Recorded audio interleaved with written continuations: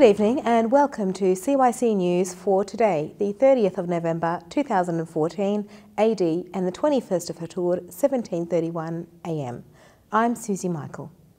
In today's headlines, the Sacred Heart Nunnery has been blown up by the Islamic State in Iraq.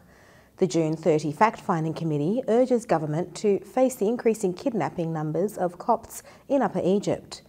A Pakistani Christian dies after being tortured by police in Lahore.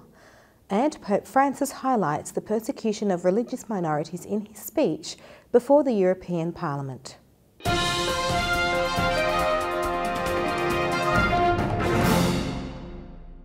The Islamic State blew up the nunnery of Sacred Heart Sisters in Mosul, Iraq on Monday. The nunnery is located against the famous monastery of St. George in the Arab neighbourhood of the city, on the main street that connects Mosul with Dahouk. The nunnery belongs to the Chaldean community. The Assyrian Observatory in Iraq said the nunnery had been used as the headquarters of the IS elements until they blew it up today. The Assyrian Observatory condemned these terrorist attacks that affect all aspects of civilization and the historical and religious heritage of the region's peoples. The observatory called on the United Nations, the Security Council and all other organisations that advocate justice and peace to intervene to put an end to terrorist attacks against the Iraqi people, regardless of their religious affliction. They also wish the international community to pressure IS to stop defiling both Christian and Islamic holy places. Egypt's June 30 fact-finding committee issued its report this week following extensive investigations into the destruction of Coptic churches in 2013. The committee considered that the burning of churches and attacks on Christians and their property was one of the worst incidents taking place in Egypt following the dispersal of sit-ins of the Muslim Brotherhood on August 14, 2013. The committee accused the Muslim Brotherhood and its supporters of attacking Christian citizens, churches and property. These attacks occurred in 21 provinces after the incitement against Copts. The report pointed out that these attacks affected the churches of the three denominations, namely Orthodox, Catholic and Evangelical churches. These attacks resulted in the complete or partial burning of 52 churches and buildings. About 12 churches and facilities were looted and robbed, and approximately 402 Christian properties were attacked in different provinces. In addition, about 281 of those cases occurred in Minya alone. The committee documented about 21 cases of murder as a result of sectarian violence. The report added that the seriousness of these crimes lies not only in the number of victims and properties, but also in their target, which is to ignite sectarian strife and undermine national unity and social peace. There is an urgent need to denounce the speech of incitement and hatred, and to promote citizenship and prevention of discrimination. Police guarding the Church of the Virgin Mary in Naga Hammadi suspected a car bomb near the church, said Coptic activist Hannah Hasib in Naga Hammadi, adding that explosive experts and civil protection forces immediately moved to the scene but found nothing. A number of staff in the Church of Virgin Mary in Naga Hammadi noticed a suspicious red car with a licence plate from the Red Sea. They informed the police guarding the church and they informed the Naga Hammadi police station. Explosive experts at the Kina Security Department found there were no explosives in the car. The Salafist Front and a number of supporters of political Islam called for demonstrations on Friday, referring to them as the Islamic Revolution or Identity Uprising. They threatened to raise the Quran in front of security.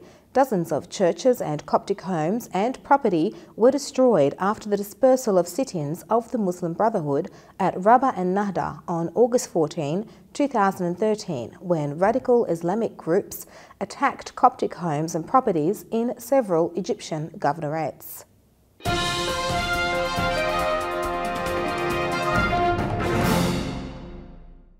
35-year-old Pakistani Christian Raka Shahzad was reportedly tortured and killed by police while in custody in Lahore, Pakistan, after being accused of selling drugs and alcohol. His family said that he died because he was tortured by the police. Police, however, have said that he died of a heart attack while in their custody. Father Francis Nadeem, provincial of the Copts in Pakistan, said that the Christian community in Pakistan feels worried due to the extrajudicial killing.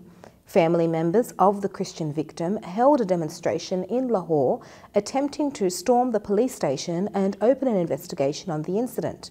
The brother of the deceased has said that Shahzad was arrested for no reason. Shahzad's corpse was taken to the hospital, where an autopsy will determine the exact cause of death. Lawyer Mushtaq Gill told Anjanzaya Fadi, the news agency of the Vatican, the whole world is still deeply shocked and outraged for the lynching of the Christian couple in Kasua, but violence continues. It is urgent to repeal laws that are routinely used to persecute Christians and ensure justice and legality, starting with the work and behaviour of the police and public officials. Pope Francis highlighted the injustice and oppression experienced by religious minorities around the world, especially Christians, in his speech on Tuesday. He was at the headquarters of the European Parliament in Strasbourg, France, 26 years after the visit paid by Pope John Paul II to Strasbourg on October 11, 1988.